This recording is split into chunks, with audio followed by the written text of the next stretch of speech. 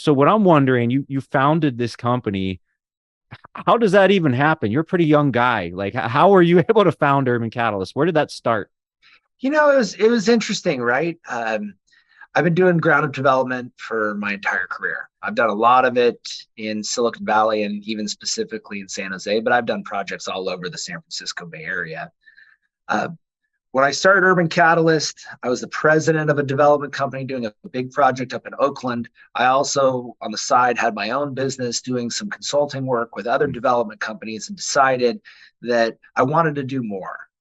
Uh, Ground up development, with the type of returns that are associated with it, and really the real estate market in Silicon Valley has always made a lot of sense to me. And about the time 2018 when we formed Urban Catalyst, what we saw was really just the light switch turning on in downtown San Jose. From a ground up development perspective. And that was mainly because of the overall tech migration trends throughout Silicon Valley. If Palo Alto, Menlo Park, and Mountain View are kind of the center of the tech universe, they're not really very big cities.